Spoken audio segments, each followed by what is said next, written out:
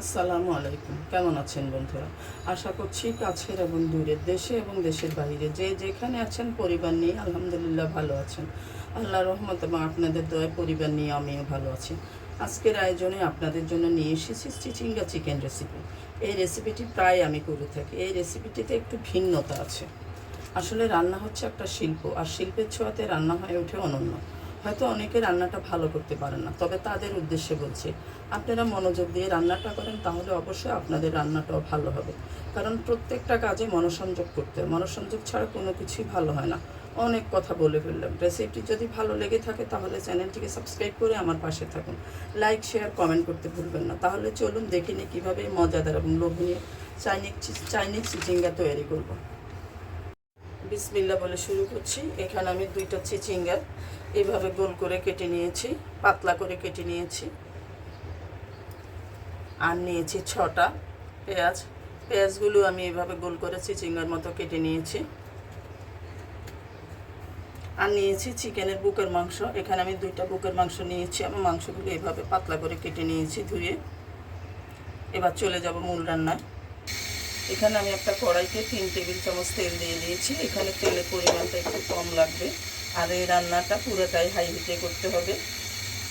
তেলটা গরম হয়ে গিয়েছে, দিয়ে দিচ্ছি চিকেন।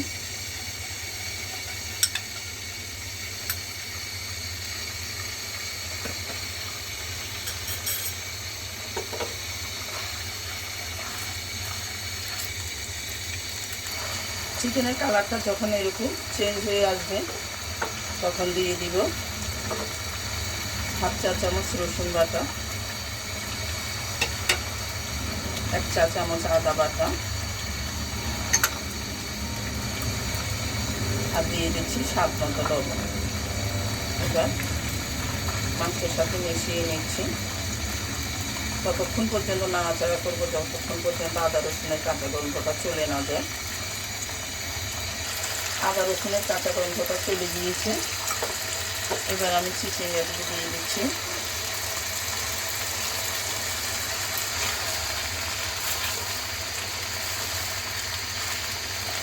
আবারও বলছি, রান্নাটা পুরোটাই হাই হিটে করতে হবে। দিয়ে দিচ্ছি কাঁচামরিচ ফালি। এখানে 7টা কাঁচামরিচ আছে। এখানে লাল মরিচের গুঁড়াটা ব্যবহার হবে না, এখানে কাঁচামরিচটাই ব্যবহার করতে হবে। ঝালটা আপনারা আপনাদের পছন্দ অনুযায়ী দেবেন।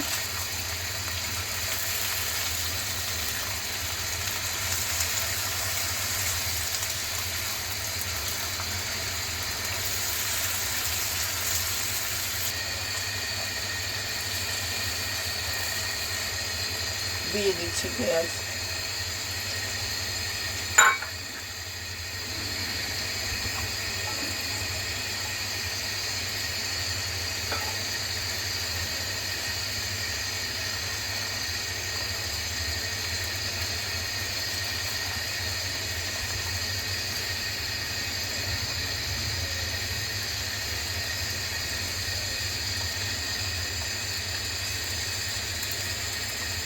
দিয়ে দিচ্ছি হাফ চা চামচ চিনি।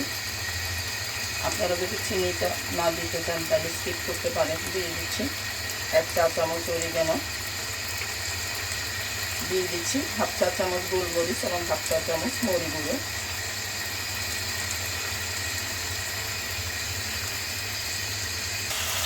আমার রান্না একদম রেডি হয়ে গিয়েছে। আমি চুলাটা অফ করে দিচ্ছি। এবার পরিবেশন পাত্রে নিয়ে নিচ্ছি।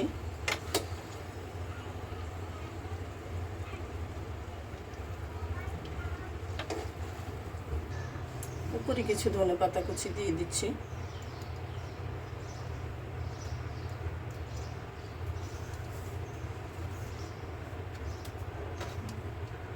খুবই অল্প সময় অসাধারণ একটা রেসিপি তৈরি করে ফেললাম। খুবই সুস্বাদু একটা রেসিপি।